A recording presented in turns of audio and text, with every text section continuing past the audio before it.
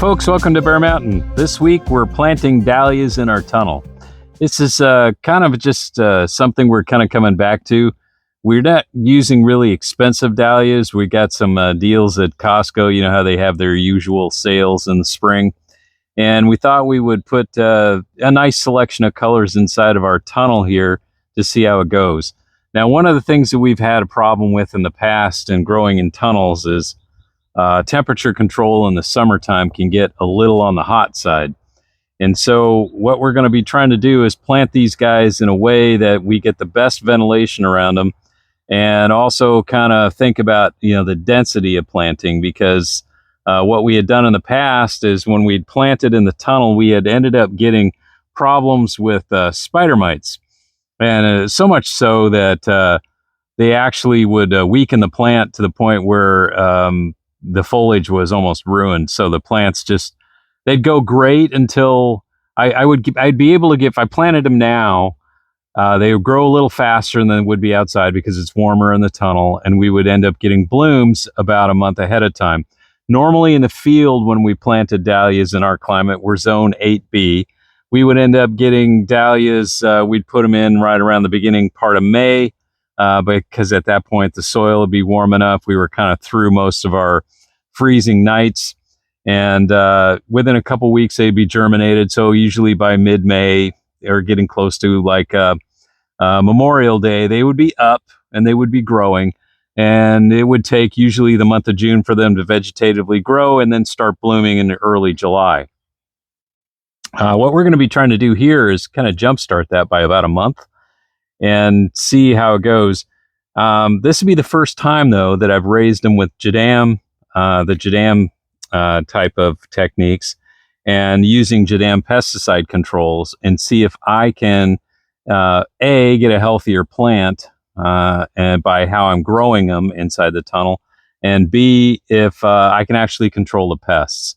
Because the other big pest that we have in this part of the valley is the spotted cucumber beetle. I think it's called Dibrotica. I can't remember the last name of it, but it looks like a little ladybug, and it's instead of having red wings, it's got green wings, or yellow to green wings, and it has little black dots on its back. So you kind of think, oh, it's a little ladybug, but it's not.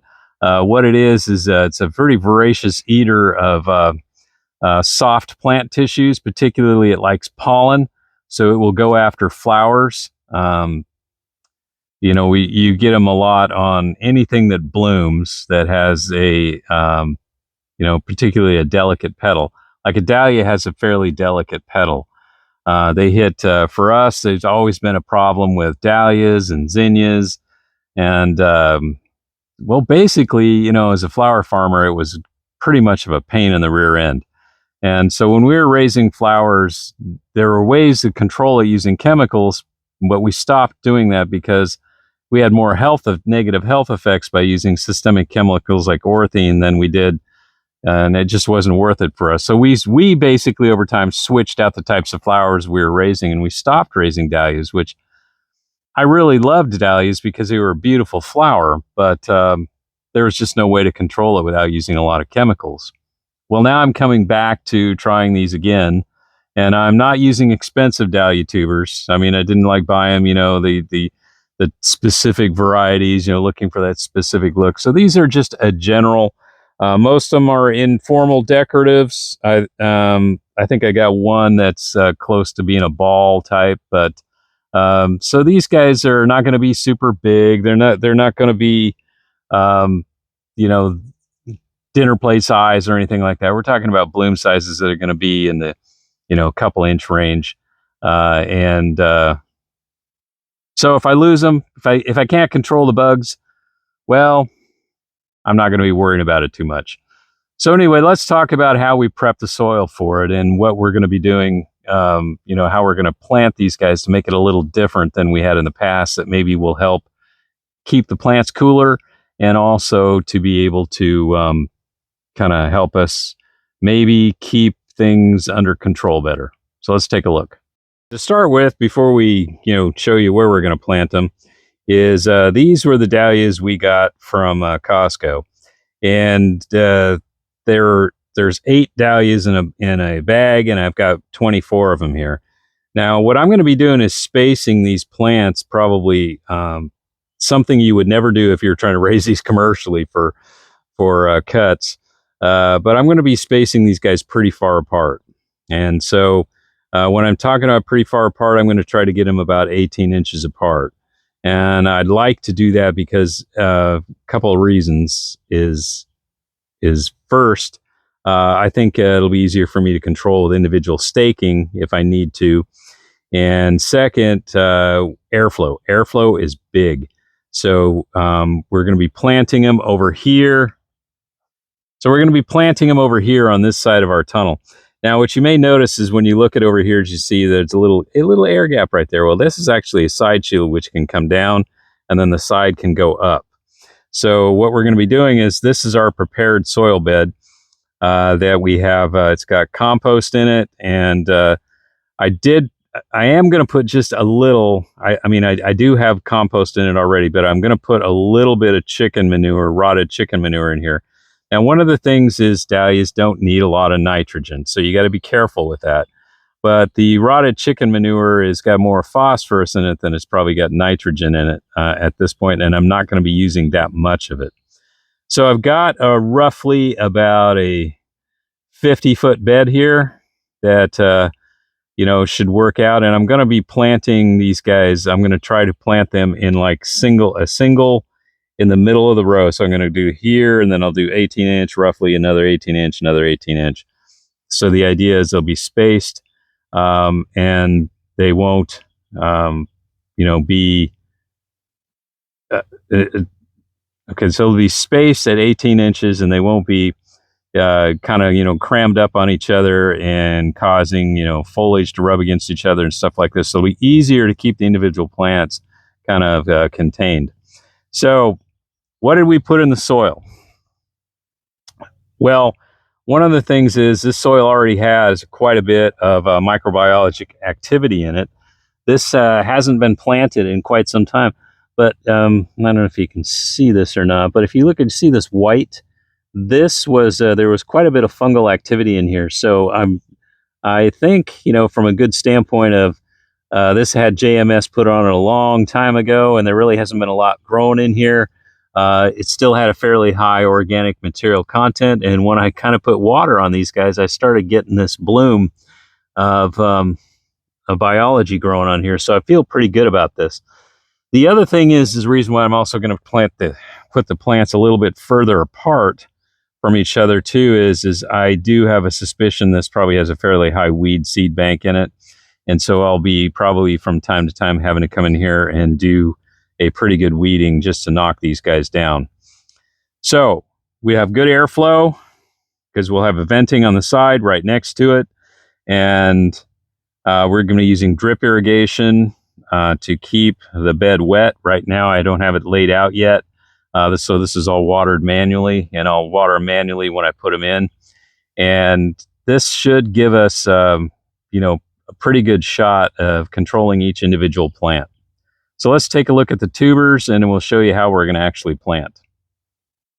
All right, so we got them all laid out, and based on the available space I had at 48 feet, I spaced them at 2 feet instead of 18 inches. I went even a little further. And what I'm trying to shoot for is the center of the bed. And so I got them kind of all marked out. Now you might see the stakes over here, and you'll see like there's a little paper on it. That's just temporary to tell me what the variety is. I'm going to come back and write on the outside of the stake what the varietal name is with a permanent marker. So the stake will be like, stake is just a piece of fence rod. That's all I'm using. And it'll have the name on it, so I'll know. So anything that's behind the stake is that variety. And then that's just kind of how you read it when you go down the line. So, question, how do I know that I've got a good, decent tuber that I should be planting? Now, lots of times when people get dahlias, they'll see something like this. They'll go, oh, look, there's roots on the end of this. Well, this is going to be a dahlia plant. It's even got a little bit of a bump here on the end of it. But there is actually no growth tips on this at all. Growth tips on dahlias typically are towards the center of your clump. So as an example, when I'm looking at this clump, that was upside down at the time, what you're going to be looking at is this sort of thing right here. Let me see if I can zoom in on it. Okay, so here we are. We've got our tuber, and you can see that when you look at it, you can see that there is a sprout already. And this is last year's stem right here. And then there's also individual tubers themselves, like this guy right here, and it's got 3 buds right there. Let's see if I can zoom in a little bit so you can see it. You can kind of see the 3 buds right here where my finger is. So that's going to be, you know, a clump that's going to sprout pretty good. Now, one of the things that you don't want to do is you don't want to get into a situation like this where you see, oh, look, there's roots on the end of it. It fell off. This is a new plant. It's not, because there's no calloused end to it and there's no buds. No buds. This thing is not going to form buds. These roots will eventually die off. The tuber will rot out and go away. There won't be anything there. So don't get fooled by that. So the other thing is anything that's damaged on this clump or dried up, or, you know, in a sense, like here's an example right here. This tuber is just flopping around like a, you know, in the breeze, but you can cut that off. It's not going to affect the entire plant. So what you're really looking for is good, healthy tissue. You don't want to plant anything that's got rot. And you certainly don't want to plant anything that's dried up or shriveled, because it's probably not going to grow. You want to see plump, healthy dahlia tubers that still feel a little moist to the touch, but you don't want anything that has any kind of mold, mildew, you know, any kind of white powdery stuff on it or anything like that. If you do see something like that, but the underlying tubers are okay, what you can do is wash them off and maybe put a little bit of sulfur on them, and that would kill off whatever rot it has on it. Now, these guys most likely were treated with a fungicide. I mean, they're not organic, so most likely when they were harvested, they were probably sprayed down with, you know, some kind of a fungicide that kept it, you know, from having problems, because these were commercially grown and commercially sold in a retail establishment.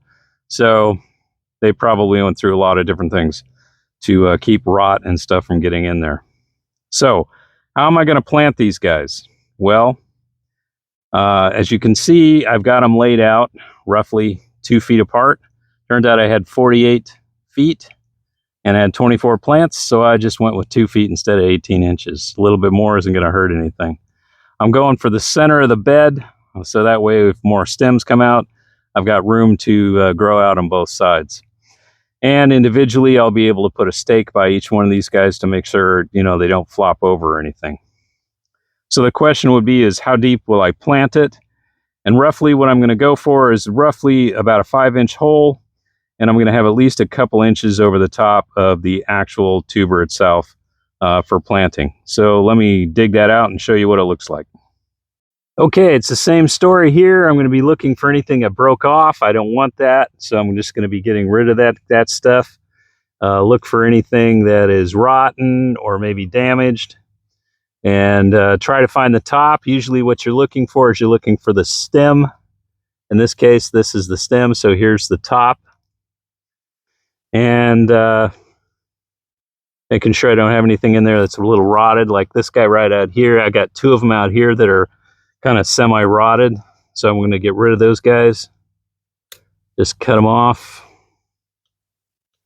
And they actually rotted because the neck of the guys actually dried out.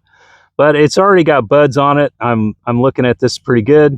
It's gonna work out pretty good. So basically, just dig the same hole like I did before, about 5 inches deep, and plant them in. I don't put any fertilizer in the hole. Again, these guys don't really need a lot of fertilizer. It's kind of a misnomer that, you know, every flower should be fertilized, and you don't really need to fertilize these guys at all. If you feel you do need a fertilizer, use something that's very low in nitrogen, something that probably is more like a 355 type thing. You don't want to get anything, you know, it's 16 or anything like that, because what you'll get is you'll get mostly vegetative growth, big leaves, and few flowers. So flowers are heavy duty That phase of it is heavy-duty phosphorus and potassium, and not so much the nitrogen. The nitrogen is for the growth phase, and these guys will actually do pretty good on a very low nitrogen budget. So let me get the rest of these guys planted, and then we'll get back and wrap things up.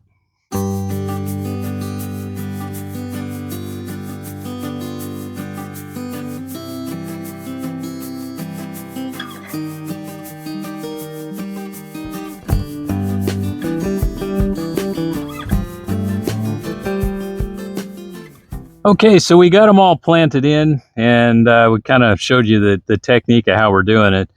And the last thing we do is water these guys in. Now, the thing about dahlias is you don't want to make them, I mean, you can water them in real good when you first put them in, make sure that the soil is kind of compacted around it. You know how it is when you water stuff, kind of takes a bit of the air out and, you know, wraps that soil around the tuber. But you don't want to, you know, basically keep them they have to have a very good drained soil. So if you have a heavy soil, you got to be thinking about that as saying, well, how much water do I want to put on it? And typically, you know, typically right around this time a year when we're pretty warm in the tunnel right now, today is going to be about 75 outside, so the tunnel is probably going to get, I'm going to vent this thing here in a minute, it's probably going to be, even with vented, about 80 plus. Soil temperature is going to be warm down to a couple inches down, which is basically where the tip of the start of the dahlia tuber is.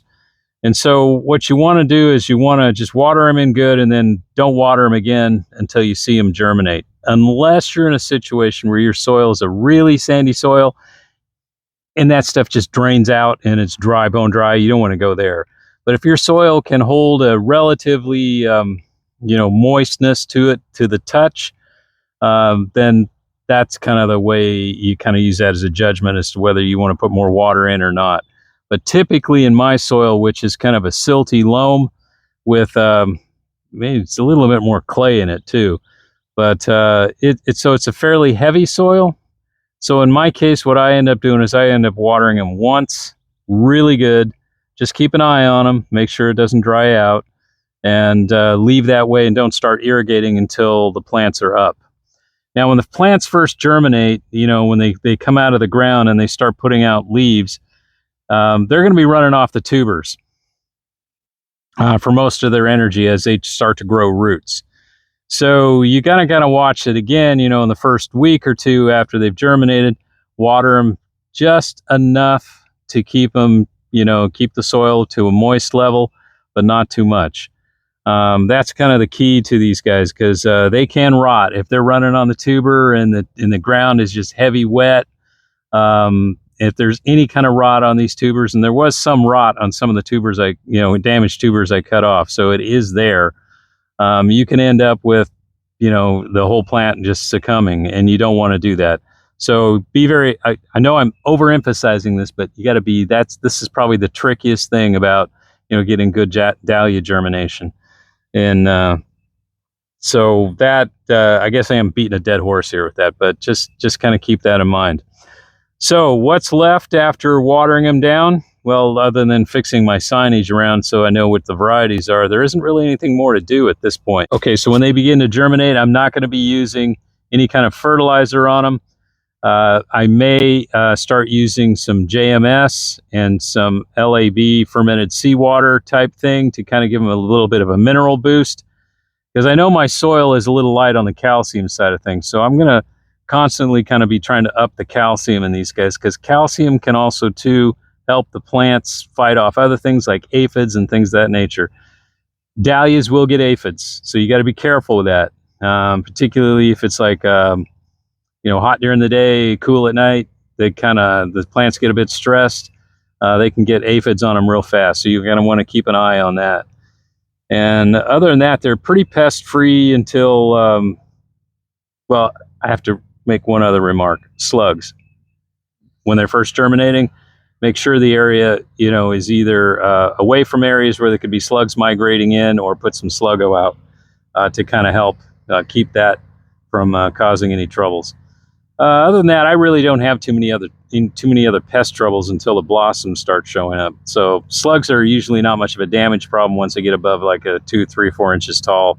They may go after some of the lower leaves, but they don't really cause that much damage by that point. So that's it. It's really pretty simple. So I got a 48-foot bed here, and hopefully we'll get some good blossoms off these guys. These particular dahlias don't get any taller than about 3 feet, so it'll be perfect for the middle of the row. And can't wait to kind of get back and see it starting them up again. So anyway, folks, my neighbor's mowing stuff, so I'm going to wrap this video up. And as always, stay safe out there. We'll catch you on the next video. Bye-bye.